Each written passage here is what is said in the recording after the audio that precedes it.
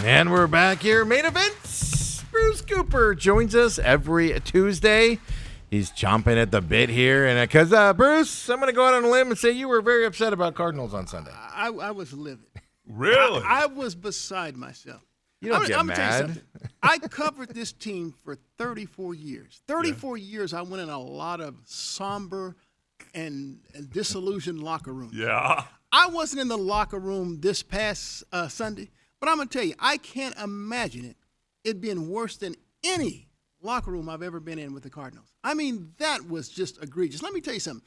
There's not a Hollywood scriptwriter in America who has the imagination to dream up the type of ways in which the Cardinals lost that game. Now, Unbelievable. Now, you were a part of the Monday Night Chicago Bear meltdown. I was there, and we let them off the hook. Yeah. You know who they were. It doesn't even compare to this. Really? It just doesn't. Okay. I mean, there was a guy named Devin Hester Yeah. who was special on the special teams that helped the Bears win that game. But Well, the big fumble by, the running back. Sure. Running back into it. But let me tell you something.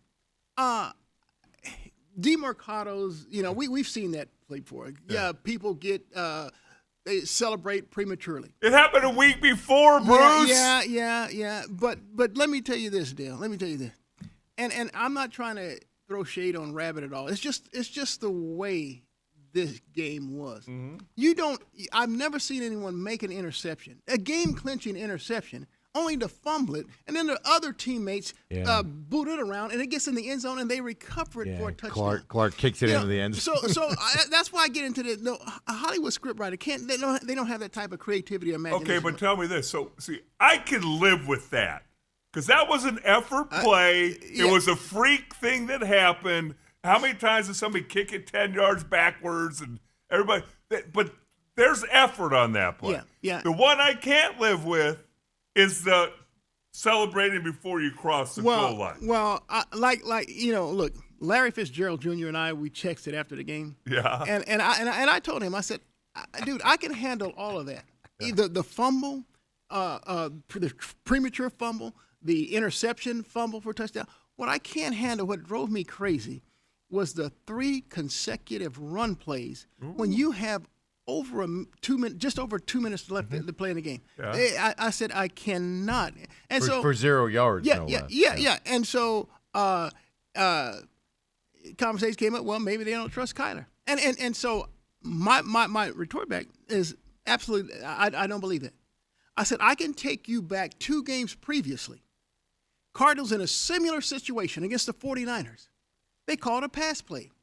Kyler Murray throws it to Zay Jones. Zay Jones catches it, and he has everything down until he gets to the ground and it's stripped from him. Mm-hmm. So if you throw the ball in that situation, I mean, it's the same darn thing. Yeah. If you throw the ball then, and you're on the road when you do that in San Francisco, why wouldn't you do it at home? And so it brings me back to Dell. I have to go to Drew Petzing. I mean, he is an albatross. There's absolutely no ifs, ands, or buts about it. I'm just living. I'm still T today. I'm upset about this. Okay, so tell me this. That makes 2 of us, by the way. I mean, we're all upset. Tell me this, because again, we just played Gannon's yesterday press conference after a night of sleep and all that. Don't the head coach and offensive coordinator get together before that drive starts, and the head coach say, we need to get a first down, we need to be aggressive, or does he say, hey, 3 runs, I think it'll get the job done? Doesn't that come from the head coach? Del, it has to. But let me tell you something. See, and this is my problem. You don't wait to 3rd down to make that call. No. You do like Dan. What would Dan Campbell of the Lions do? See, I love Dan Campbell. I've never interviewed the guy. But I've watched his games. I even can take you back to Cliff Kingsbury. Cliff Kingsbury would go for it on 4th and a half inch from his own 20. Yeah. I appreciate guys or coaches who are trying to win, who are aggressive. Okay, so here's my point. The Titans score that, recover that fumble in the end zone, touchdown, kick the extra point. It's 21-19. Yep. There's a commercial break. So that means there's like 3 minutes that the coaches have to congregate and talk. Yep. You have to know, okay, look, it's over 2 minutes to play. Titans have 3 timeouts plus the 2-minute warning. Yep. So, hey, look, let's come out with the first play right away. Yeah. They're expecting us to run. But what we're going to do is we're going to show run.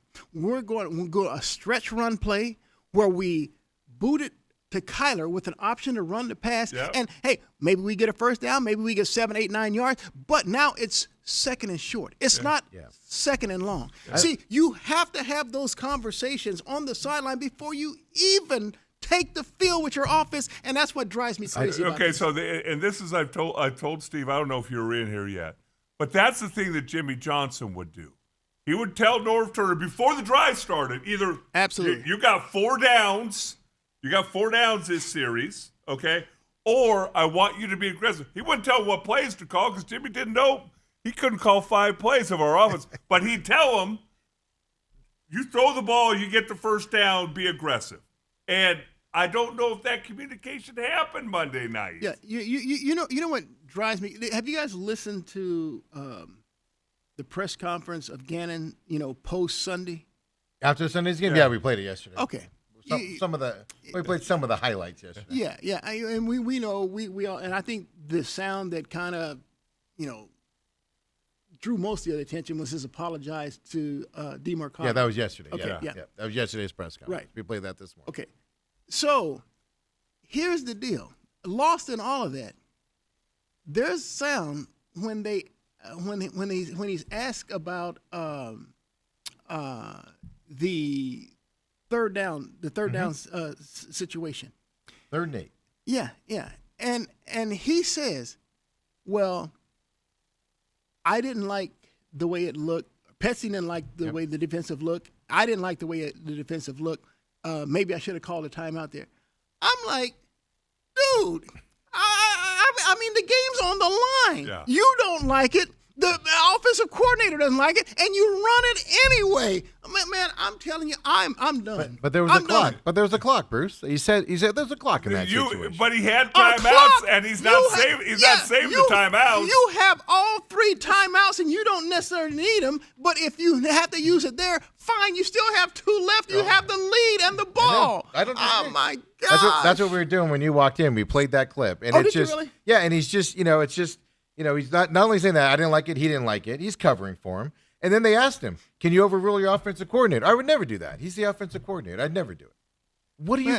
Man, you're the head coach. That's your job. I'm telling you, man. I heard that. I was about ready to wave the white Okay, flag. so what do you on think the about season. this? And I told Steve, I don't know when you came in, but I coached at SCA for the last 20 years. Last 2 years we've been in the state championship. Last year we were down with under 2 minutes left, 4th and 1 or 4th and 2 at the goal line.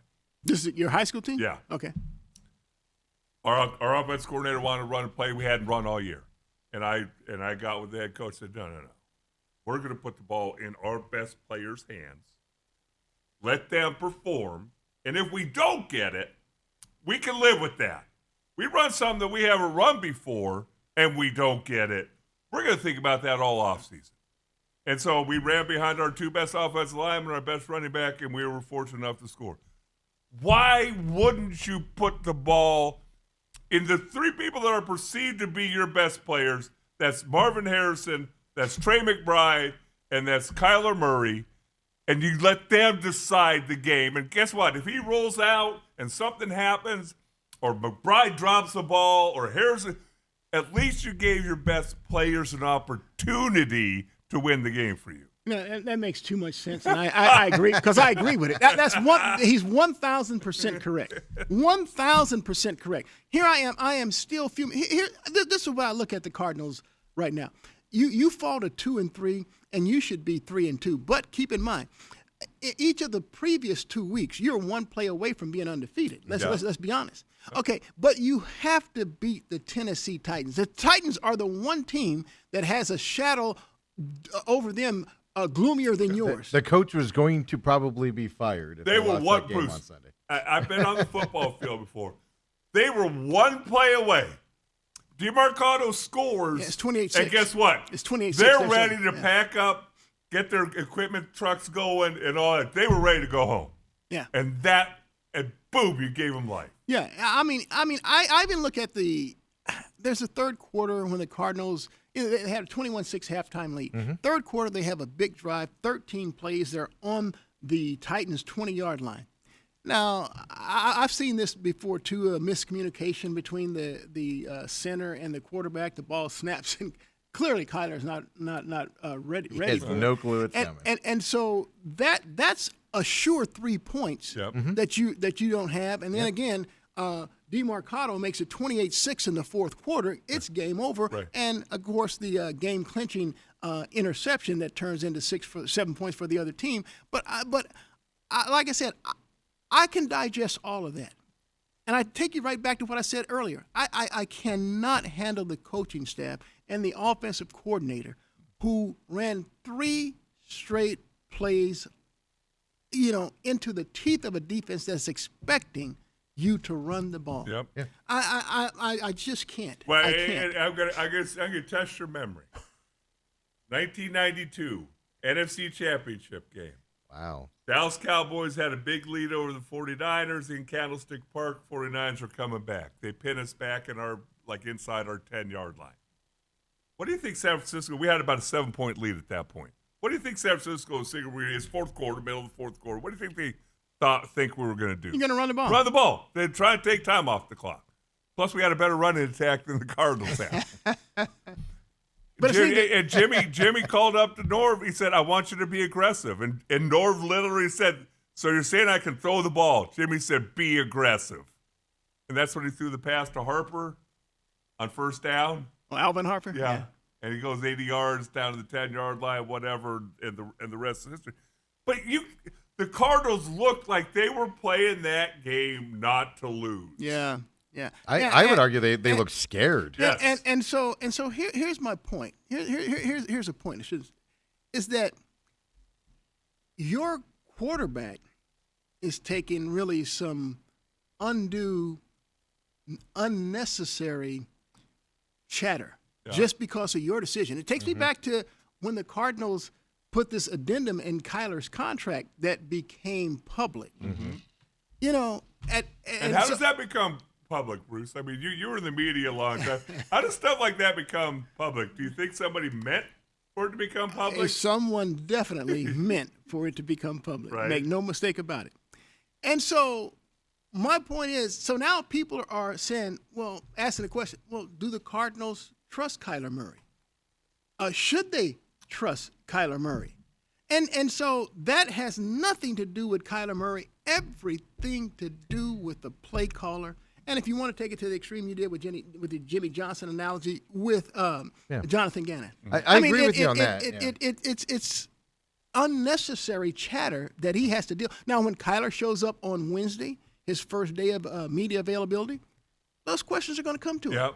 It's unfairly coming to him because you had a coaching staff that was that inept. At some point, do you think he shows up on a Wednesday and go, I don't know what the play calls were. I wanted to be aggressive. I wanted to go downfield. He had a chance Sunday when they asked him. He kind of said it, though. Yeah. He said, they asked him, would you rather have the ball in your hand in that situation? He said yes.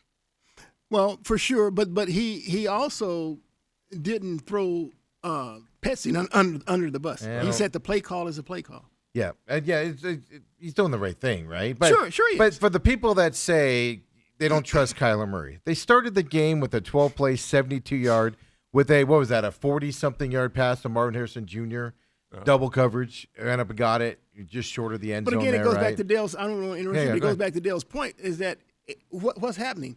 He's being flushed out because of poor pass protection. Actually, at the first 3 drives, good pass protection because Will Hernandez was in there.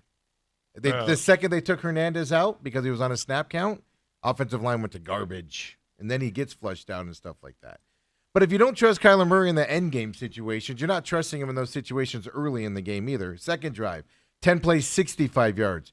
You go back to every game this year, you don't see 12 plays, 72-yard drives by the Cardinals. Mm-hmm. And then 10 plays, 65 yards is the second one, right? Then they punt it, 4-9, and then they get the 5 plays, 27 yards after that Titans fumble there to make it 21-3.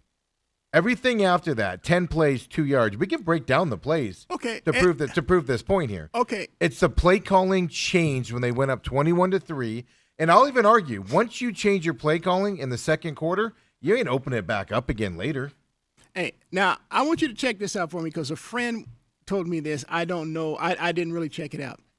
He says in the second half, the Cardinals ran like 18 plays offensively. Only 4 were called pass plays, 2 of which resulted in sacks. Yes. So Offensive line issues. but my whole point, if you're only throwing the ball 4 times in the second half. It was more than that, but really- it was okay. more than that, but it's close to it. I just picked out here, right? 14 plays, 66 yards. Third quarter, Titans come out, punt the ball. You get the ball back. This is the fumble play here in the third quarter. Here's the play calls. 1 yard run, 1 yard pass. 19-yard pass there to Marvin Harrison Jr. there, 19 yards. A 2-yard run, 5-yard pass, 10-yard run, 3-yard run, 4-yard pass, 12-yard pass. Then you had a penalty, a minus 8-yard run, which was the sack there. 4-yard pass, 7-yard pass, and then that's where the fumble, hits him, in all of that stuff. My buddy was certainly. But no, missing but form then there. that It's was like the third ridiculous. quarter. You want to go to that fourth quarter? All runs. And maybe set the fourth quarter. yeah, maybe all set the runs, fourth yeah. quarter. Okay. So My that bad. beginning play, 4th yard there. I mean, run, pass, penalty, run, 4-yard pass, and then the fumble. There for that one. Then the next one here, 5 plays, 1 yard. Bruce, this is you have 21-12 lead. 5 plays, 1 yard is all you get. 10-yard sack, 11-yard pass incomplete, punt is what you get. When you got a 21-12 lead, that's what you put together right there. After that. Then, of course, the final one is, run, pass, run, timeout, run, punt. They go down into the field. It's just when you go conservative early in the game and I think he coaches scared. I honestly think, and this is Drew Pensing's just a young guy, first offensive coordinator job on his own, defensive head coaches. I just don't think he knows how to handle certain situations. He hasn't been in them before. You know what's really circulating in my head as I listen to you talk as well. I go back to something that we talked about last week. I think Dale even brought it up. Talked about the Cardinals losing offensive line coach Clayton Adams. Dale brought it up in the offseason. Yeah, Now yeah. everybody's kind of latching onto it. So Yeah. Dale's the forefront here Yeah, of this. and when I saw that transaction, it really didn't really resonate with me. I mean, they're bringing in Justin Fry, I believe, from Ohio State, and I know he has a nice connection with Paris Johnson, and they drafted a couple another offensive lineman from Ohio State, sign a free agent offensive lineman from Ohio State. I said, okay. But now that I look and I see what's happening in Dallas with the Cowboys, I mean, C.D. Lamb. He's the offensive coordinator, Yes, right? absolutely. Yeah. He's absolutely. Yeah. C.D. Lamb goes down. Yeah. I said, this team's in trouble. They're dropping 40, Hold on, 35 no, don't stop there. Did you see who they started this past weekend? No. 4 of their 5 starting offensive linemen were out. The backup offensive Oh, lineman. wow. And they And scored C.D. Lamb. Yeah, and they out. scored 37 points. Yeah. But Yeah. here's my thing about that, and I was telling Steve this. I have people that are close to the Ohio State program. I did an Ohio State game last year. They get the best of the best. They get nothing but 5-star players, but offensive linemen. Their reputation is they're talented, but they're soft. Ohio They're State? soft. They're not physical up front. That's the number one complaint about Ohio State's offensive line over the past 5-6 years. Oh. And then this offensive line coach comes here. Is there a correlation? Is there not? Can something happen that quick? I don't know. Well, I'm starting to, I really started to buy in because the Cowboys didn't even know who their starting running back would be. No. It's Javonte Williams, a cast-off from the Broncos. And this dude, and I'll be honest, I drafted him in the 12th round of my fantasy football league. He's been a diamond in the rough for me. Yeah. And it just doesn't matter. I didn't even know they had 4 different offensive linemen starting Yeah. up front. Yeah, and he's I sent still, a tweet. I sent a tweet to Dale saying, "Get the boys back together. Cowboys need you today." Yeah, and Devontae Williams, and I know this because he's on my fantasy football, rushed for over 135 yards, and he had 2 touchdowns, one also receiving. Right. And so I'm starting to buy into this Clayton Adams thing. Yeah. I really am, and it was nothing more than a little blip for me on the transaction page. Right. I mean, it's the same offensive line. I mean, it Will is. Hernandez, It is. but It it's the is. same offensive line that played well last year. Right. And they look like straight up garbage this year with Will Hernandez not playing. Something is amiss here because let me tell you something. I was ready to move on from James Conner. I made no mistake about it. I said, hey, the dude's nearing 30, blah, blah, blah. His best years are behind. And he puts up a 1,000-yard season, and he's a prolific receiver out of the backfield. I had to say, dang, I'm wrong about him. Right. But then all of a sudden, Adams is not here. And before he got injured, James Conner can't even get 20 yards rushing in the game. Yeah. And I will tell you this. Obviously, I think Hernandez coming back will mean a lot, but their right tackle, Oh, Jonah Williams? Jonah Williams, he is. There's something wrong with him. He's stiff. There's a lower body injury. There's something that's affecting him, but he is a liability. They have a guy on offensive that line. roster named Kelvin Beachum. Yes. Now, Jonah Williams got hurt early. So last year. So that right side looked like Will Hernandez at right guard, Yeah. Kelvin Beachum at right tackle. Mm-hmm. I think that's something worth going back to. Oh, they were playing Beachum this year as coming in as basically like a tight end, right? He was an eligible player when he went into the game You'll in this probably situation. see that alignment a lot more now that Ryman's out for the year. That was a nasty injury for him. But hey, look, Cardinals just haven't been able to run the ball, and so that puts a lot more pressure on your quarterback and things like that. And I just think that the Cardinals need to just implement more boots, more rollouts. They did that. They did that in the first couple drives, and then you didn't see it again. And they scored touchdowns. I know. And It's infuriating. Like sitting in the stadium, the drunk guy sitting in front of me that doesn't know how many fingers he has at this moment because he's had so much to drink, is yelling stuff down to the field. It's like the drunk guy can see it up here. How do you guys not see it down there? Yeah. And look, I wasn't at the game, but I saw the camera pan into the stands. I mean, I saw so many fans just booing with their thumbs down. Fans started leaving. Halfway through the third, and so, then it got worse. Yeah, and so what worries me here is now that the Cardinals are 2-3, I think this game coming up in Indy is critical, and Indy has proven to be one of the better teams in football. Well, we're at the top of the hour. We need to take a break, and we'll come back and talk about that because I think Steve and I talked. Everybody in August said, "Oh, this is a W. Go to play Indy." Everybody, their prognostication. I did. You did too. I did not. I don't know what you're talking about. Shut up. I have faith in. Danny I told you Jones was going to be the starter. I told you that.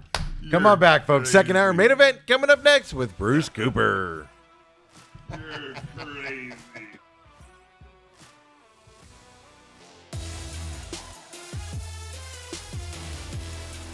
And we're back here, main event edition. Some dirt there right before we came back on. Coop knows. He's the only guy in the valley who got along with Dirt Cutter. Yeah, right. On top of that, I just threw out a little ALA reference there, and he gives us some dirt from that side. Some problems down there at ALA Queen Creek, no doubt about that. I heard you were on CW with Dale last Thursday. Somebody messaged me and said you made your appearance known there. I think they ran our interview. Oh, is that what it was? Halftime of the game. Oh, okay. Is that what it was? Okay. I just saw They a said couple I did a people great comment. job, by the way. Yeah, exactly, right? Yeah, and they said a great job of Dale plugging the show here. That's what they said, right? Oh, so you weren't actually? I just assumed you stopped by. I was like, "What's he doing in Maryville on a Saturday night, Friday night, Thursday night?" Coop ain't coming to Maryville. So, of course, talking Cardinals here. Wrapping up last week. Before we get into what's coming up here, because I think the Cardinals lost their fan base on Sunday. Yeah, and look, they're going to Indianapolis, and they're going to play Indianapolis Colts team that is proven to be one of the best stories in the NFL this early season. And then, unfortunately, because of what we saw this past Sunday against the Titans, when the Cardinals return home before their bye, they play the Green Bay Packers, and I'm gonna tell you, that crowd now is going to be 85% cheeseheads. I might be wearing green and gold. Yeah, it's going to be 85% cheeseheads. Just to fit in. Yeah. The Cardinals gave the fans no reason to hold on to those tickets. They'll now sell them. I'm not kidding you. Fans left in the middle of the third quarter in disgust, by the way, and the Cardinals had a big lead. They left in disgust after the DeMarco fumble there. And then as the game went on, just more and more. We've never gotten out of the parking lot faster than we did, and that's because people were leaving early in disgust of what they were watching on the field. Even if they would have pulled it out, the fan base turned on this team in this game, even if they would have won it. And look, it's no secret. This state, if you are a winner, they jump on the bandwagon, and you have a rabid following like none other. But they'll even jump on board if you lose, but you're playing hard. No, if you lose, they'll sell those tickets. They won't show up. Yeah, but the last couple of years, Cardinals have lost, but they've been playing hard. They showed some commitment to it. That's and a lot. People were jumping on the bandwagon. That's a lot of the loyal fans. I'm talking about these guys on the periphery. Right. You know, the middle of the band or the pack fan. And look, last time we saw this, we saw it in 21 with the Suns. We saw it in 23 with the Diamondbacks. You know, they both made their way, one to the NBA Finals, the other to the World Series. If you and so the Cardinals, it's no secret. They've known this since their days at Sun Devil Stadium when they arrived here in 1988. If you win, this state, this crowd here, they will treat you like you're the biggest rock stars ever. Let me tell you what I'm thinking. So the first 2 years of the Gannon Austin Fort experiment, they played hard. They competed. I think everybody gave them the benefit of the doubt. You didn't have the talent. Mm-hmm. Now you're in year 3, and in the National Football League, year 3, if you show regression, people give up very quickly. People don't want you to go to year 3 anymore. They expect to turn around in year 1 or 2 to get to 3 and have regression. But to Dale's point, they played hard. Yeah. They did. And so you said, okay, I can throw myself behind that. Because this Phoenix Suns team, and I know I'm switching gears right now because I watched them play the other night, and you can't make anything out of a preseason game. And 2 starters already hurt. But they played hard. Yeah. And so they'll be given some rope because they're going to play hard and they're going to compete. This, like to Dale's point, it's now you're ready to see some results of standing behind the team. Yeah. And when you have a coaching staff who is coaching like they are, I mean, like I said, I still came in here bitter, disappointed, upset, angry. Yeah.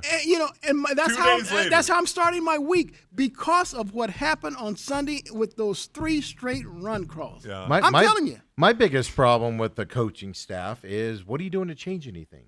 Like UCLA, they literally I don't believe that fired their coach. I don't believe that. And they went, and what did they do? They went and got help for Neuheisel, who's never called the game before, and they went and got Mazzoni, who's coaching at Saguaro here, called him up, offensive analyst for UCLA now. The Falcons fired their receiver coach, made some changes earlier in the season on top of that stuff.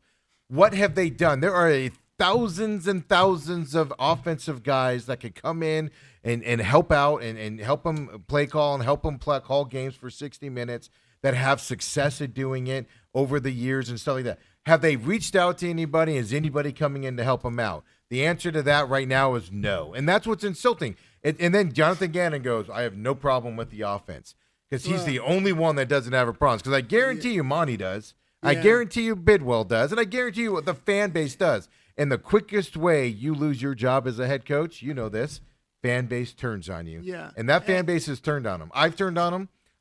This isn't the coaching staff of the future. Yeah. It's not. Look, I don't know his coaching staff, but he does. Speaking about Jonathan Gannon. Yeah. So when the opportunity came up for Clayton Adams to become an offensive coordinator in Dallas, right? If I know my coaching staff, then I'm going to say, look, I can't lose this guy. Okay, so what I'm going to do is say, hey, Drew, I'm going to elevate you to assistant head coach. Okay? Hey, Clayton, I'm going to move you up to offensive coordinator. I've kept my staff together, and I've let Petsy know that without telling him directly, I don't really like you as an OC, but I'm giving you a promotion, Right. and so now you're thinking that you have a lot of stuff, but a lot of trust in me. But I'm going with Clayton Well, Adams. But he knew that. We don't. Yeah, but here's the thing. So you bring up a good point. And I hate that we agree on so much stuff. It's getting really annoying, by the way. But here's the thing. You're darned if you do, darned if you don't. Because if he didn't realize how talented Clayton Adams was and how important he was to the offensive line, and then he could go somewhere else and be averaging 40 points a game with a bunch the of thing. hurt dudes. Maybe he didn't see how If you good he can didn't be. see that, Yeah. that's an indictment on you too. It is. That's very true. You know, that's very true. Oh, Sometimes you just lose good guys, and I mean, as an offensive coordinator, would you rather go coach Dak or would you rather coach Kyler Murray? Based on how an things were interesting going, the decision. trending, you would take Kyler. Because I mean, look. We don't know the internal workings that of the Dallas Cardinals fan either. base. I don't agree with him, man. And I don't know if a quarterback who gets more hate, more vitriol. Well- Not only locally in Dallas, but even nationally. Yeah, it's 'cause he's not good. I mean, and they always point to his playoff records, and I'm like, okay, so yeah, if I'm Clayton Adams, I would rather have a Kyler Murray than a Dak Prescott, though he's now making Dak Prescott look like he should be in the MVP conversation. yes. Dak Prescott Yes. wasn't any good unless he had a running game. They got a remnants of a running game, Yeah. but what they're calling. But that's the problem going into this Colts game as well. Colts are averaging 32 points a game. If they get anywhere near that, Cardinals are losing because they can't score more than 20. Well, and let me tell you about the Colts. What's so fascinating about them, again, I always, whether it's a fault of mine or not, I always go back to my experiences. And we sucked in Buffalo when I got there. And all of a sudden, Jim Kelly came. And we got off to a 4-0 start. And all of a sudden, we started believing. I guarantee you that's where Indianapolis is right now. They've been downtrodden for so long. Now all of a sudden, they've got 4 wins, and Danny Dimes is like a quarterback. Only game they lost was the game where the kid fumbled it into the end zone and out the back. Yeah. And they would have won it with that And play. I guarantee you they're going to come in with their chest stuck out. And I would not be surprised to see them score 35 points and beat Cardinals by 14 points. I wouldn't surprised to see the score 31-0 Colts at halftime. Well, that's the problem. This is my big question for you, Bruce, is I think, me personally, with the schedule they have coming up, at Colts, Packers at home, bye week, at Cowboys. I think we could see a snowball of this team to where they don't show up, they don't play right, they're off every game, and it's a combination of what's happened in the last several weeks, the way they've lost, and then that Titans comeback win on top of it. I think this team is in real danger, and this coaching staff doesn't tell us they'll be able to snap them out of it. I'm really worried that this team could go to the point where it's unwatchable football for the next couple of weeks. Steve, I think the first half against the Colts is a defining moment or time in the Cardinals season. Because the way I feel right now, and I would imagine it's the way a lot of Cardinal fans think as well or feel as well, I'm feeling like the avalanche is now starting. Yep. Because psychologically, how do you recover from that? I mean, I'm viewing it honestly as the worst loss in Arizona Cardinals history. And remember, that's the third in a row on the Yeah, last play that's of the the problem. game. Walk-off, sure. And then you go back, Carolina almost beat them. Yeah, sure. They knocked the Saints ball out. had a chance. Yeah, in the game. It's just banging on you. I don't think I'll just say this. I mean, Dale talks to, I ask Dale about the locker room all the time. You just can't tell me that locker room's happy about what's happening right now. And the players can blame other players, but I have a feeling the players are kind of looking at the coaching staff and going, you got to let us play. Yeah. You're handcuffing us right now. Right. You got to let us play. And that's not a good thing to have in there going into practice this week and stuff to that effect. Yeah. And things there. And it's just this. I said it after the game on Sunday. I put it on Twitter, and I said, this is the turning point in Jonathan Gannon. If he's going to be successful as a head coach, they figure out a way to open up this offense, have success this week. Otherwise, your next ex-coach is going to be Jonathan Gannon, and it's going to happen quickly. Let me ask you this question. who is the vocal leader of this team? Are you gonna tell me it's Budda Baker? I haven't heard much from him this year. Is it Kyler Murray? Is it the left tackle? Paris? Yeah. Who is it? I think the first time we see a Paris be kind of that vocal leader was Sunday with Dean McCarter's situation. Yeah, well, I tell you what, whoever it is better show up this week and better show up loud and clear. You know, this team is in dire straits as far as I see it. Yeah. And so if the Cardinals are close or have a lead at halftime, then I think psychologically they'd be okay. But this is what really bothers me the most. My last text to Larry Fitzgerald Jr. on Sunday was, clearly, this Cardinals team doesn't know how to close games or make game-winning plays. Yes. And so if that takes you to the second half, even if the Cardinals show up in Indy in the first half, in the back of my mind, I'm still worried because anytime it's going to get late and it's close, there's something that's amiss. Something's not right with this team. Because you guys just talked about it. Even in their 2 wins against the Saints and the Panthers, Terrible teams. Each one of those teams still came down with a chance to win because the Cardinals don't know how to close games. They're not making game-winning plays. Do you blame the defense? I give the defense a pass because they're on the field so much. Well, here's the deal. In each game, the Cardinals offensively have a chance to put the game away. Yes. And they don't. They kick it back, and now they say, okay, let your defense do it. I don't know if Petzing is saying, oh, let's just run the ball 3 straight times because, hey, look, our oldest player, 39-year-old Calais Campbell, he'll make a game-saving plays. He's done so already. Well, I mean, come on, man. Stop it. Now, one other thing I want you to keep an eye on, Bruce so Cooper, mad. Because I brought this up yesterday. I want you to keep an eye on this. The 18-year veteran, Calais Campbell, got off to an unbelievable start to this season. Sunday, he had 1 assist or 1 tackle. He wasn't around the quarterback. He's going to be worn down, and his effectiveness is going to be less and less and less the more he has to play. And those 2 first-round draft picks, who we haven't heard anything from. Oh, they both were out on Sunday. We haven't heard anything from. Those are indictments against Austin Ford, who coming into the season, I was an Austin Ford fan. I love the way they were building this program. I thought it was toughness, guys who love to play football, all those things. And yet now, 2 first-round draft picks in a row, and they're both calf injuries. Darius Robinson and Walter Nolan III. And you haven't heard their names. No. Other than inactive or playing in inactive. Yeah, and you know what, Dale?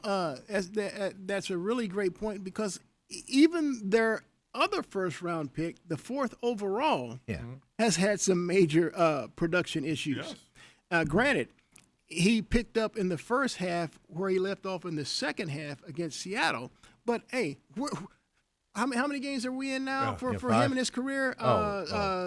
17 plus 4. 21 games into his career. 22 games into his career. Come on, man. No. Well, Coop went to Westwood, so he's better at math than Dobson and Saguaro.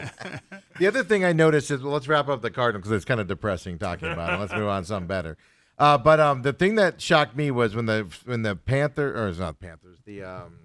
Titans kicked the field goal to do it. I watched 8 Cardinals play, and I couldn't see the number. Those black jerseys were hard to see numbers on the other end of the field. The ref even struggled with it at the beginning of the game. I saw a player take his helmet off and throw it down on the ground and watched it bounce across the field. You don't see NFL players react that way in losses very often. They might slam their helmet down, but they still have it. He just flat out threw it in disgust. And then I watched Calais Campbell just slowly walk off that field, after that game happened. That tells me there's an emotion here with this team of just disgust, and it's going to turn on this coaching staff. Players can only do so much. It's going to turn on the coaching staff. But Steve, quickly. If you lose 3 consecutive weeks the same way, I mean, there's got to be there's a boiling point. Yeah. There's and they're reaching it. They've reached it.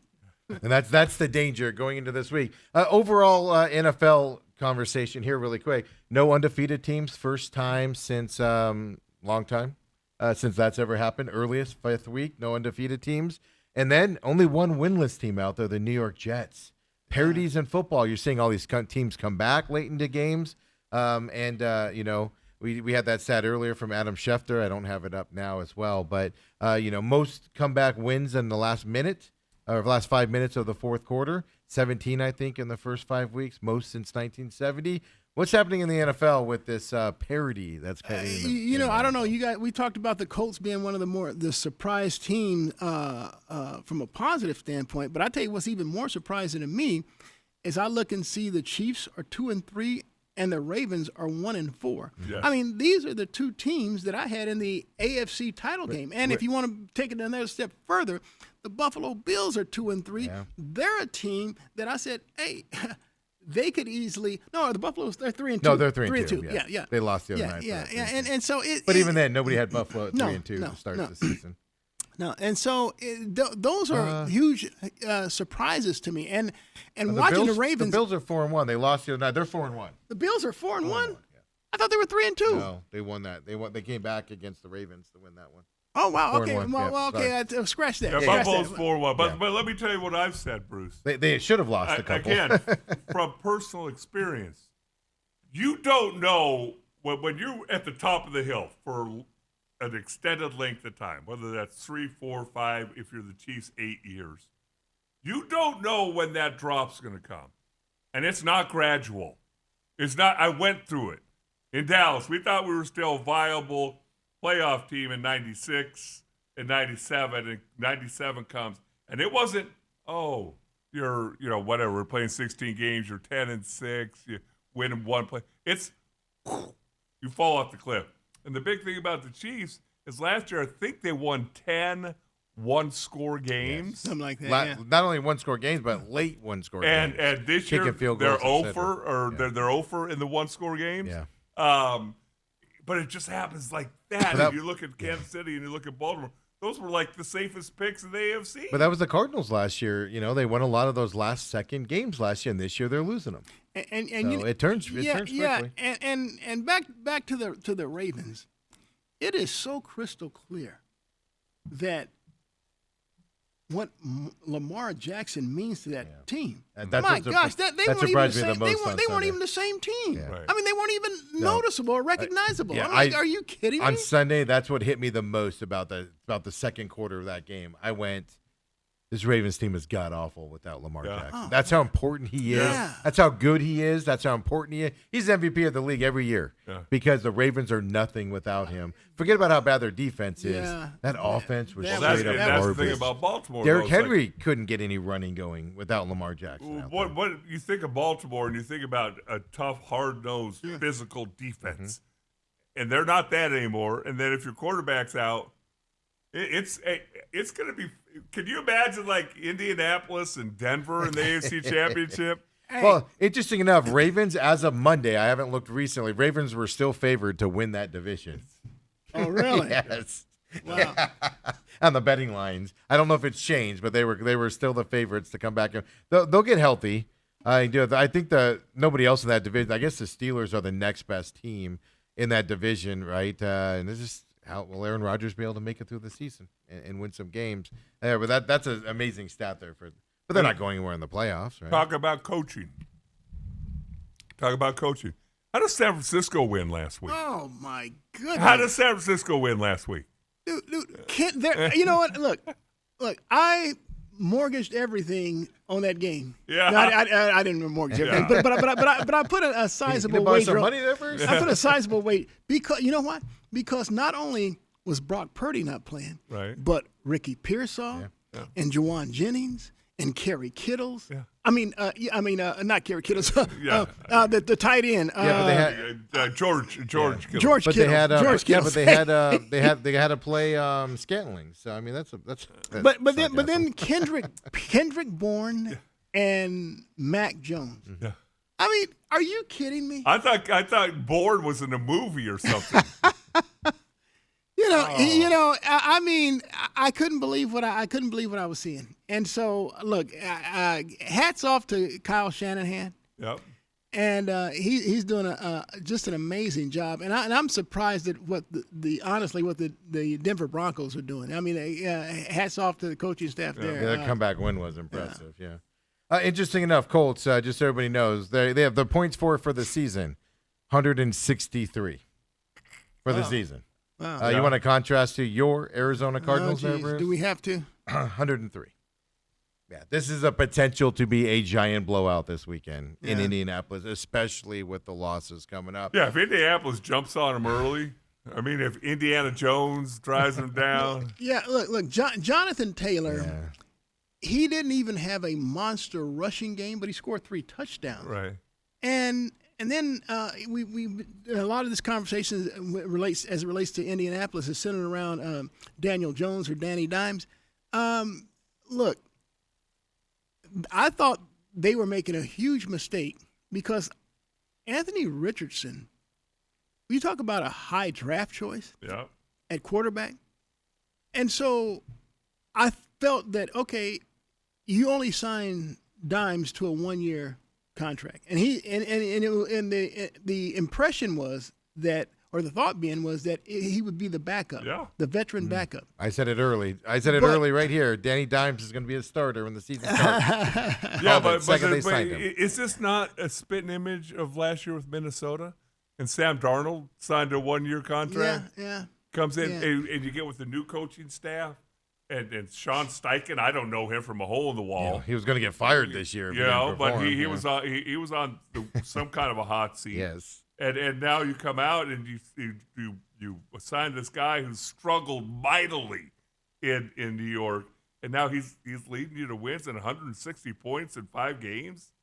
Yeah, and it's not like he didn't have a running back in New York by the name of Saquon Barkley. Right. Barkley. So you can't say is that Yeah. he comes in and he has a But 1 year, one of those years, Saquon went out with that knee injury, so he missed most of the season. And then, of course, last year they got rid of Saquon. And when he was in there, when Saquon was in there, he played decent. They had no receivers though either. Indianapolis Colts had some young receivers, which is the other problem with the Cardinals. I mean,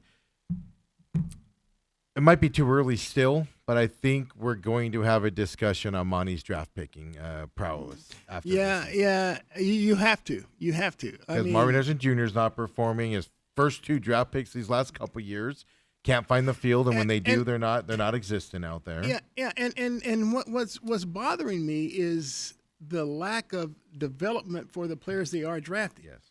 I see something in Michael Wilson, their receiver. He's not getting open though, and I don't know. But a lot of that to me is the route running capability. He's always curling underneath Marvin Harrison Jr. or somebody's curling up underneath him, and the Kyler's hitting them. It's the route running that's not letting these receivers.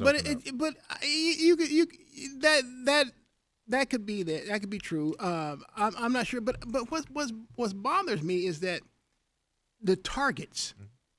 If you're going to develop someone, they have to at least get targets. Right. And so most of the targets are going, and justifiably so.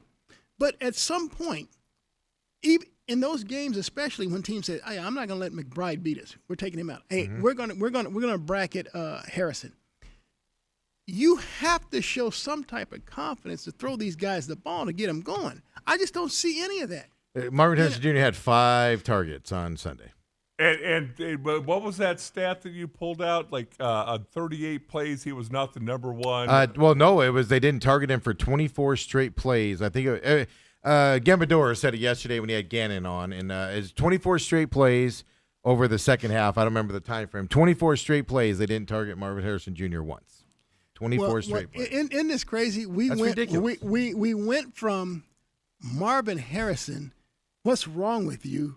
To hey, we're not targeting Marvin Harrison. Well, well, let's be honest about it. They targeted him a lot last several games. They dropped a lot of balls. Bruce, yeah, for sure. Let's be fair about sure. that. Let's be For very sure. fair about that. But Michael Carter had 5 targets as well, And but it was for that's- 22 yards. Let's see, that's a running back. But I'm sorry, not Michael Carter. Mark Wilson. 4 targets, 2 of 16 off of 4 targets on that. Yeah, see, 16 yards, and that's my problem. I mean, dude, I need to get these guys downfield. I need them to stretch the field because, again,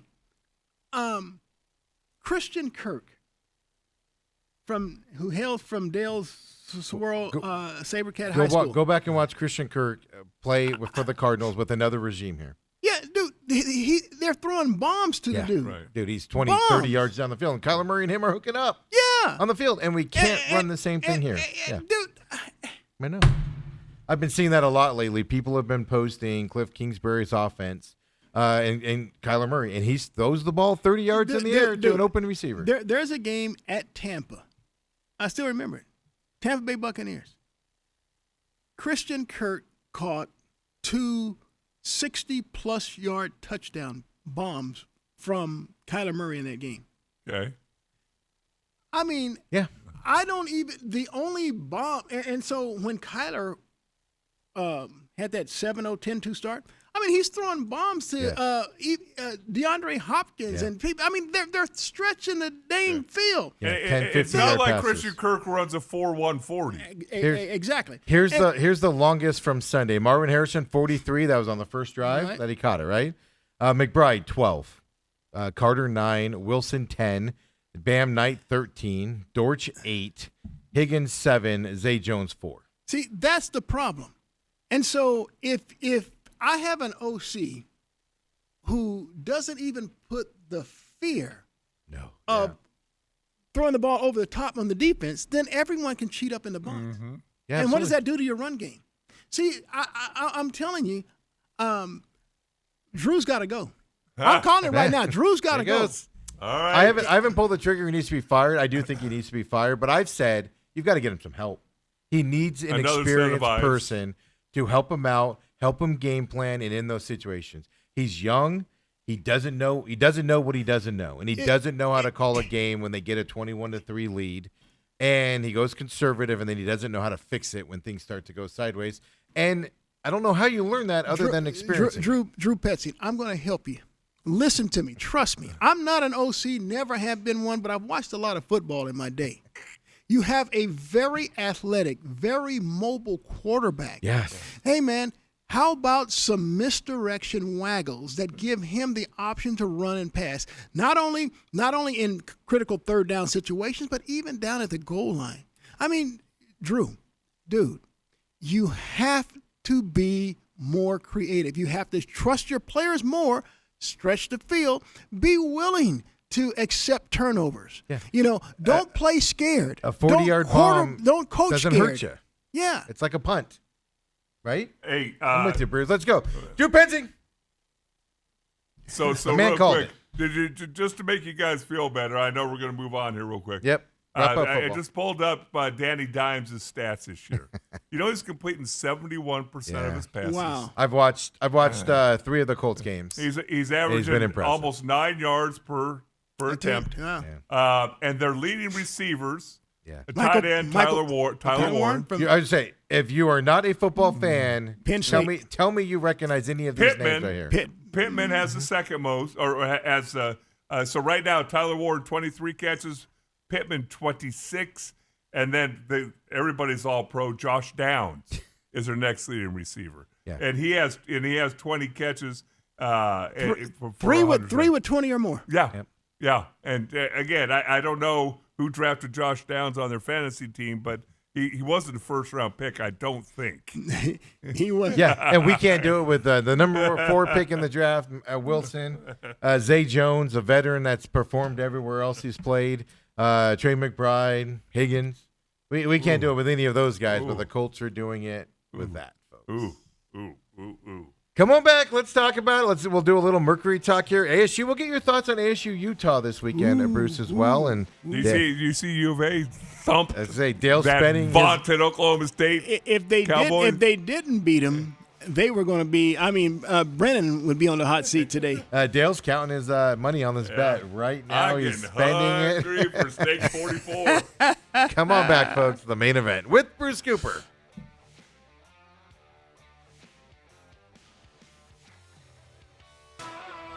And we're back here with Bruce Cooper. I don't know why I'm Scoop yelling. on Twitter. Yeah, that's what I just asked. Well, it's called X now, so yeah. Yeah, I can send it You to are? you. I am. You are? I'll Are send you on it to you then. I'll Instagram, tag Coop? you on it. No. I was just playing him the Cam Scatteroo with the Saints defense, talking about him there over the weekend, and just the toughness. I just lament that it started with the Suns the last couple of years, then it's gone to the Diamondbacks, and now it's gone to the Cardinals. Just toughness isn't there overall with these teams, and we haven't had that here before. You could always say our teams were tough. They played hard. And it's not like that anymore. We've gone to retirement home status here in the Valley in terms of our sports team. Yeah, but I think that's going to return to the Suns. I know that Ishbia made a point of it, but let me tell you something I was very impressed with. See, I watched Dylan Brooks when he was at Oregon, and he's coming to the NBA, and he's just taking on that bad boy persona. Yep. And so he's one of those guys that gets under your skin. Yep. And he loves it. That's the thing. It's not a fake bad boy. Yeah. And so I've never really had any big-time interviews or conversations with Dylan Brooks, but I watched the media. They put up a lot of the different interviews they did on Media Day. Yeah. And I was really captivated by what Dylan Brooks was saying. Dude, I mean, all of a sudden, I'm a Dylan Brooks fan because, he explained who he is. Yeah. He described his nature. I mean, this dude studies film, so he knows how to get under the skin of the opposition. Yeah, he knows what they don't like on the court, so he'll do it to them. It's a craft to him. And so then I was watching the Suns preseason game against the Lakers, not because I'm going to see if they're going to win, but this is preseason, and Dylan Brooks, guess what? He's diving on the floor in preseason games. Dude, he's bringing that mentality to this locker room, and he's not a quiet guy. He will chirp and get in even his teammates' faces. The Suns desperately need this guy. And that Devin Booker was talking smack again finally. That's gone away the last couple of years. And Devin Booker was talking, especially toward Ayton. Yeah, with the Lakers. But I was like, where's that? You could hear him audibly say things on the court to the Lakers that he hasn't done in the last couple of years. Yeah. So he's got that mojo back. Right. And you know what? And I really truly believe this because, I've even played with some players that have that really dominant personality. And so you defer to them. Mm-hmm. You can't even express your own talents because you're deferring. I think that is a great deal of what happened with the Phoenix Suns with Kevin Durant. People, even Devin Booker wasn't able to express the way freely, the way he's had in the past because people defer to Kevin Durant. If and so you can't say or play the way you want to with the same freedom. I saw this Suns team in the preseason game. I saw a lot of expression of freedom in their play. And so I'm really excited by what Dylan Brooks has brought and what the subtraction of Kevin Durant means overall. So I'm expecting the Suns to I know Vegas has them at 31 on the over-under, 30 and a half on the over-under. I'm taking the over. I took the over, but that's just because I think they get to 35 I took the or over 36. last year, too. Yeah. Well, yeah. I think a lot of people did because of the big three. Yeah. But that big three ain't there anymore, and I think there'll be a better team as a result. I think they're going to surprise some of the teams out there, and I think some of the good teams aren't going to want to play them, especially early in the season, their starters, because of some of that physicality. And that the only thing that drives me nuts about NBA preseason, the last thing I want to say on this is, man, first game and two of the starters are out because they're injured. It's not about the wins or losses. It's not about. It really is not. It really isn't. How could you be injured? You just started camp. How are you injured? Well, you've been doing shoot around. Well, they need. Look, LeBron's on the other side of 40. He needs his rest. Speaking of which, didn't he do his big announcement this morning at 9:00? Everybody's like, he's retiring. He's announcing his retirement. He sent a cryptic tweet, is what I saw. I don't know what that means. I thought it was 9 a.m. today was when he was supposed to. Let's see here. I'm going to follow this up really quick here. Oh, yeah, it turned out to be an ad campaign is what it was. So it's just, I hate to be this guy, but LeBron James just needs to go Come away. on, Coop. But that's the headline there. So that happened at 9:00. No, but I'm hoping I'm hoping you're right, Coop. Because the one thing that all three now professional teams locally have in common is a lack of toughness. Yeah. You got a Diamondback team That's going to change with the that Suns. I agree with you. is soft as taffy. The Suns team last year was garbage. I got hit in the mouth and they just wilted. And now this Cardinal team right now is unlike the Cardinal teams of the last 2 years. Mm-hmm. I don't know if you can recapture that this far into the season. So I hope you're right on the Suns because that's enjoyable to watch. Even if you only win 35 games, if you're playing hard every night, that's fun to watch. I think the Suns will be. You'll get your love for the Suns back this year. I agree with Coop on that. They've got a young mix of kids. It's going to be frustrating at times and things like that. But I think Dale, you will get your love back for them. Yeah. Really quick, Mercury down to 0-2 to the Aces. Aces are a really good team out there. Struggled at the beginning of the season, but I mean, best player in women's basketball there with Asia and some of those players. The length of the Aces have struggled with the Mercury so far. Coming back home.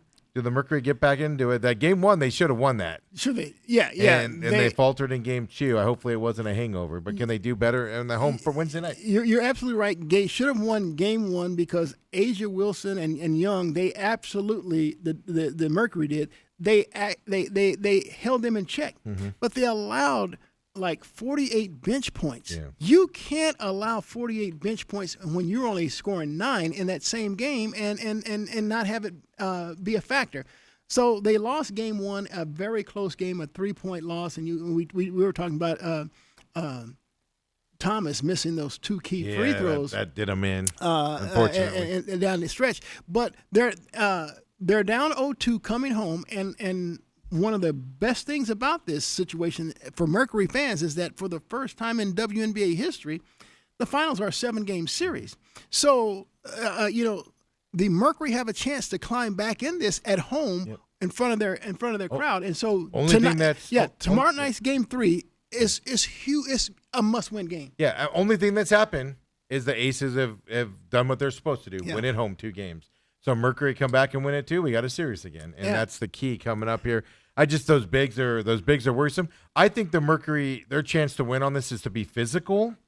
In game 2, they were not physical, kind of like they were with the Lynx. The Lynx had no more talent on that team. The Lynx should have won that series on paper, but they out-physicaled them, and basically the Lynx cowered as that physicality came. You got to kind of do the same thing with the Aces. I don't know if the Aces will bite. We need DeWanna Bonner. And look, Kalia Copper shooting the ball well, and I think Sammy Whitcomb needs to play more. I mean, if they're knocking down there, I think she's the best 3-point shooter on the team. If you can really bury the Aces with your perimeter, with those 3-point shots, those perimeter shots. And in game 1, Alyssa Thomas, she would put the ball on the floor. Asia would try and drop with her, and they would also try to collapse with help. She'd kick out to the corner. And I don't care if it was Bonner, Copper, Whitcomb, even Makoa Kani. They were knocking down those perimeter shots. And so all of a sudden, the Aces had to go in at halftime and try and, redesign. They said, okay, we're not going to double Alyssa. We're going to play her straight up. And we're going to have to really stay at home on those shooters. And that's what allowed Vegas to get back in the game. But DeWanna Bonner, she's got some height. She can shoot the ball. She needs to be able to not only just live from the outside, she needs to be a presence inside as well. Are the Mercury going to come back in this? Make it a series? I'd like to say yeah. But I mean, Asia Wilson, for some reason, we talked about the Cardinals' inability to close. What the Aces have shown me the last few years, they know how to close games. Yeah. And so Coop just named more Dale's basketball players for the WNBA than I've heard named in probably 2 years. Yeah. Nice job, Coop. Well, again, if you win, they draw you in when they win. Here's good news for some bad news for Dale. Last night on Jimmy Kimmel Live, I think it was. It might have been the other one of those Jimmy shows. Yeah, the Tonight Show with Jimmy Fallon. Taylor Swift said no formal offer was made for the Super Bowl halftime show this year. To her? To her, yeah. So she said no formal offer was made. Who is it? Punch Daddy? Bad Bunny. Oh, Bad Bunny. By the way, people, for those of you that say the the NFL going non-American for the halftime show. Newsflash for you: Puerto Rico is part of the United States. Yeah, folks. and so look, stop look, saying that. Look, I'll be honest. I never really heard. Oh, of- whatever. You rock out to Bad Bunny on your way home. I had never heard of Bad Bunny before this announcement, but here's what I do know. There are a lot of people and a lot of young people who flock to him. So He's not for you and me, So Bruce. so they know. I always defer to our young people. They know, and so whether it was Justin Bieber back in the day, whether it was Taylor Swift nowadays, even Beyonce. I mean, the people know, and so I always defer. I have no problem with Bad Bunny being selected as the halftime entertainment because that's what the people are saying. His concerts are sold out. I read this stuff. I'm like, no. Well, Coop, Yeah. here's the thing. You have the choice to get up and go get your halftime snacks and all that. If you don't like it, and what we have to remember, you and me more than Steve, because we're 20 years older than Steve, all these ICE uniforms and all the alternate uniforms and colors, they're not for us. You and I ain't going out and buy, ASU's got a new jersey out. You and I ain't going to get the new Fankel jersey, and we're not going to get the Buffalo Bills ICE jerseys that we saw. It's for the younger people. So I agree with you in that. I felt the same way when Bruce Springsteen. I was at that Cardinals Super Bowl where Bruce Springsteen played. I could care less. Rolling Stone, I could care less. There's very few halftimes where I'm like, ooh, can't wait to see that. So to me, it doesn't matter who they pick. It's stupid. Yeah, I saw a little spoof, a little satire with Bad Bunny on SNL. Yeah, I thought it was pretty funny. He did the whole the laughed at Spanish it. thing. Yeah. And he goes, you have what? He goes, you have 4 months to learn Spanish. To know what I'm saying? That was really cute. I like that. He plays Stay around up with that it. late for Saturday Night I know. Live? I saw it No, on it's X. not. I saw it on Yeah. X. But but I am staying up late. But heck, trust me, I'm watching either college football recaps or a late game. He's probably watching that late Hawaii game Yeah, and trying to I figure am. out what's I going on am. there, right? So, really quick, ASU Utah this weekend. I'm worried about ASU matching Utah's physicality up there in Utah. The weather, they got snow on them mountains right now. I saw a picture of really? that It's a night yesterday, game, too. and it's at 7:30 p.m. Night game. So the weather's going to be cold, and I know laugh all you want, Utah fans, but the weather's going to be cold compared to what we're used to as Arizonans here. And they're right at the base of the What are the mountains. temps calling for? I don't. They'll look that I'm up there. looking that up right now. But while he's doing that, ASU can win this game. There's no doubt they can be in this game. I'm not sold on Utah's offense like I was early in the season. And this isn't good right here. We got an oof. Well, you got 50% chance of rain, snow Oh, no. on Friday. Okay.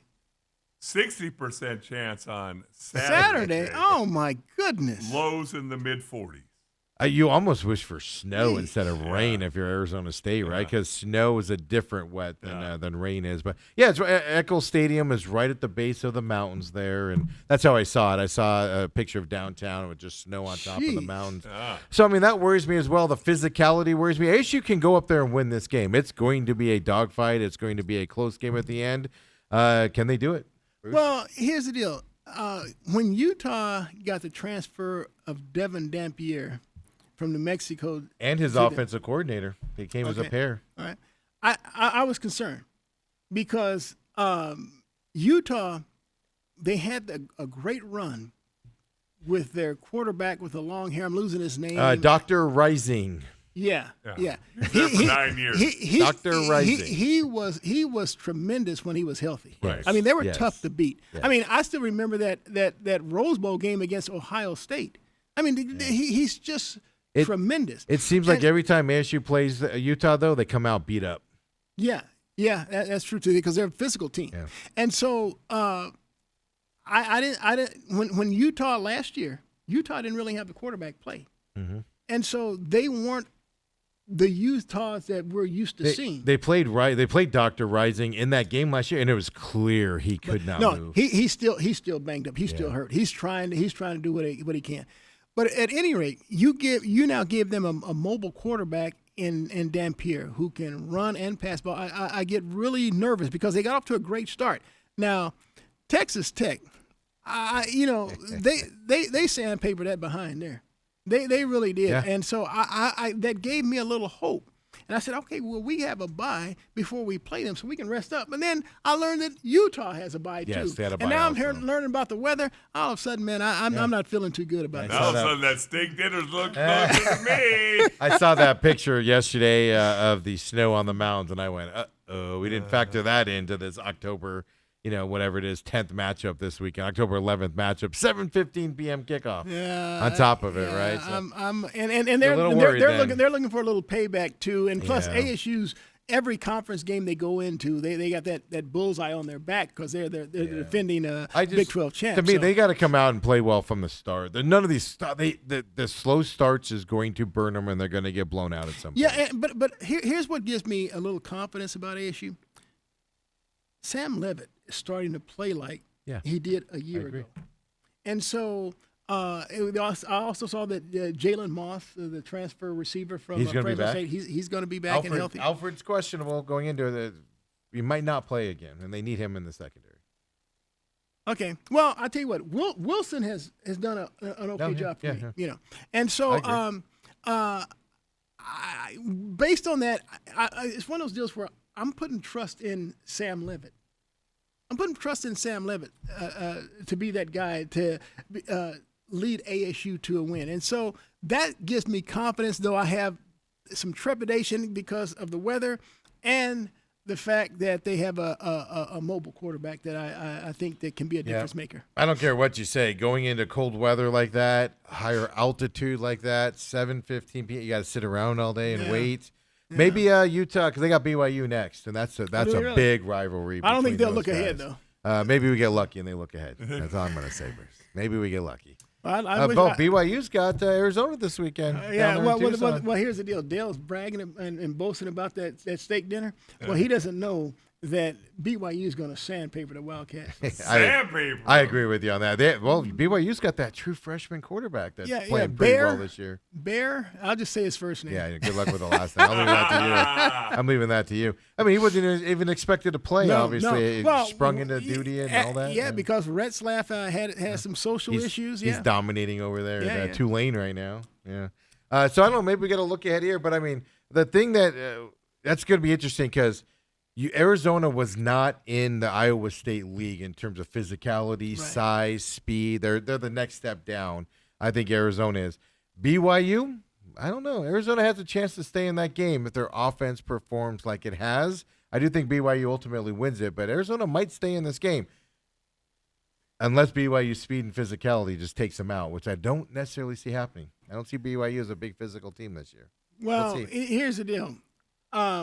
While I do respect Noah Fahita and Fafita. and his ability to hit his receivers and move the ball down the field, Arizona is not going to be defensively able to match up with BYU. Yeah, the They're physicality. just not. Yeah, they're the just not. speed. Yeah. I mean, BYU is going to obliterate their defense. Sandpaper, obliterate. Yeah.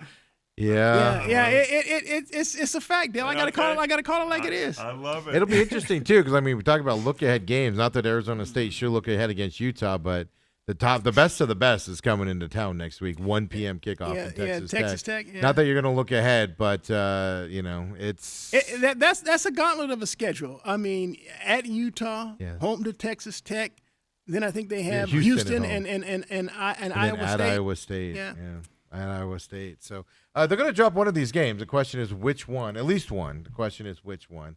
I thought going into the season, ASU was going to lose 2 or 3 games this year.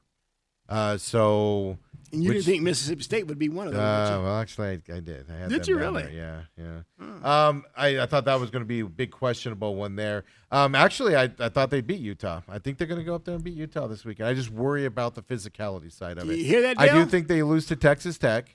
Have you seen They beat Houston. Have you seen Steve's picks? At Iowa State worries the crap out of me, too. I think Iowa State might be the other one. And then after that, they're easy. Yeah, West Virginia. Look, Colorado, Iowa State doesn't worry me near as much because but just they being there? they got 2 of their great players, receivers, in Higgins and Noel, now playing for the Houston Texans. Yes. And so I don't think they're as Iowa, explosive. End of October, weather. Yeah, you think the weather. Yeah. So Coop, we're coming to the end of the show. So you're saying Arizona loses, big, Correct. big. ASU wins, Because of Sam Levitt. He'll the make the plays at the end. and the Cardinals. Colts. Brother, it's What's another word for sandpaper? They'll for the Cardinals, they gotta hope they're 3-4 going into their bye week, that they can beat Green Bay in a home road game. Right. Because they're not Yeah, they're not beating the Colts They're anymore. not beating the Colts. All right.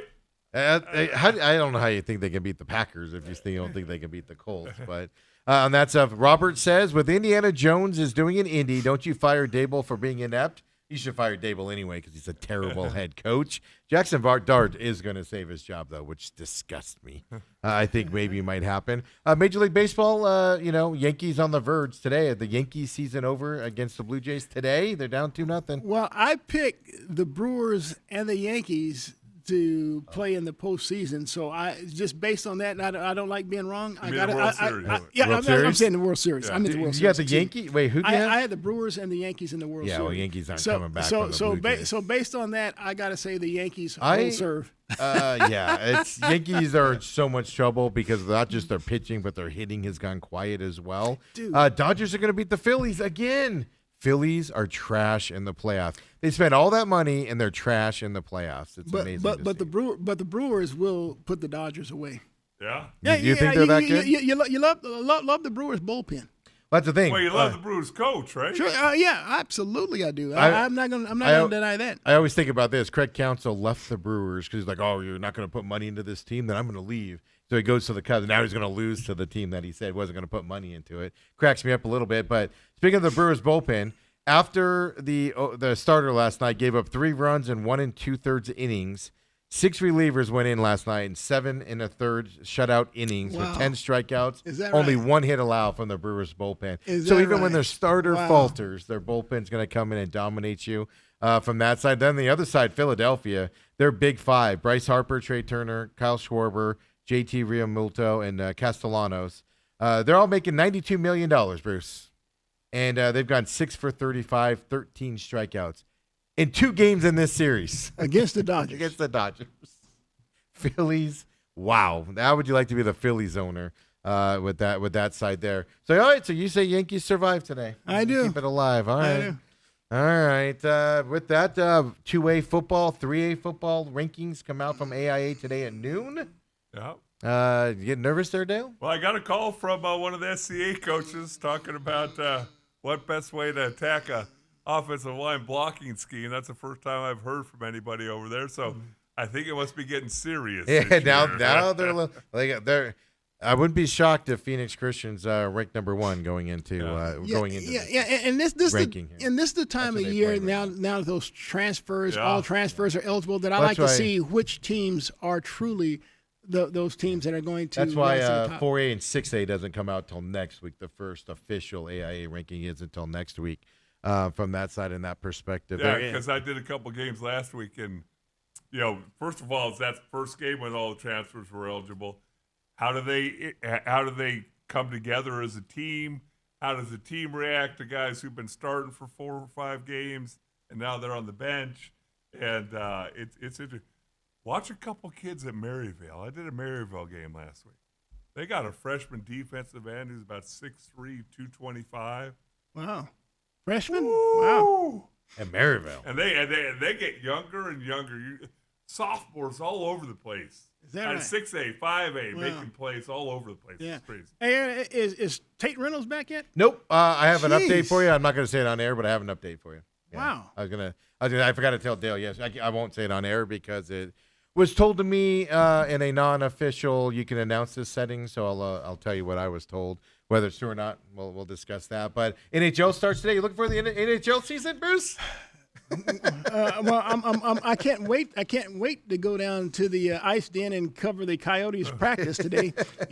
And their general manager Shane Doan. I mean, he's such a peach of a guy. Wait. What era am I living in? Forgot What about am I that. living in? Forgot What about am I that. living in? Yeah, What am I- nothing what am I here. living in? Do you Nothing think here. the Utah Hockey Club should come down and Well, have they're some the training camp They're the practices? Mammoths They're the now. Mammoths now, yeah. Do you think they should come down and have some preseason practices here? They should. Yeah, they should. They I don't. should. Did they? I don't think they won the rights. I think Vegas won the rights for Phoenix after the Coyotes left. I think. Oh, But because they do all that stupid garbage, for that. But I just you're not going to sit down and watch NHL all night. All right, fine, Bruce, whatever. But I appreciate you joining us as always on Tuesdays. Hopefully next week we don't have to have such a spirited discussion about the Cardinals where we're all angry 2 days later on Hopefully top of it's this. just for the start of the game a blowout, and then we don't even have to watch the whole thing. Yeah. 10 a.m. too, so we get the Yeah. rest of the day to enjoy ourselves coming up. And then ASU 7:15 p.m. that night. Arizona BYU, by the way, 5 p.m. as well. So Saturday night, Sunday morning, packed for you guys out there and everything. So, Coop, I just need to know the tire for Sunday morning. Is it Eggs Benedict, some hash browns and fruit in silk pajamas, or? Well, Dale, first of all, with the morning game at 10 a.m., I got a debate because I normally go to the 10:30 service. Okay. So do I debate either doing the 8 o'clock service Ooh, or that's not, early. or not going at all? Or, Coop, that's Or playing Yeah. hooky. Yeah, that's what it boils down to me. 8 a.m. or hooky. Hey, really quick as we go, UNC, North Carolina, is no longer moving forward with its in-season documentary on Hulu. They pulled the plug on it. They are so god-awful. They pulled the plug on it and said, we don't need this going out. So another negative So on North Carolina. no more of Bill Belichick's 24-year-old Yeah, I girlfriend. think she's the one who pulled the plug on Yes, it. probably. You guys aren't showing me enough on this here. But Bruce, as always, thank you. We'll see you next Tuesday. Hopefully right. some positive news around town. Please. Yeah, Getting look at the hungry. potential next week. Bruce. ASU, Suns in Getting China. hungry. Yeah. I'll try Suns in China this weekend. On top of it, maybe some of the guys that just started practicing won't be hurt. That flight will let him back. Come on back, folks. Tomorrow, of course, we got Coach Sheehan coming in on Wednesdays as well. And then McCollum on Business coming up at 11. Pit Stop, Look Back Show coming up later on today as well. Come and join us, folks. We'll see you in a little bit. The main event.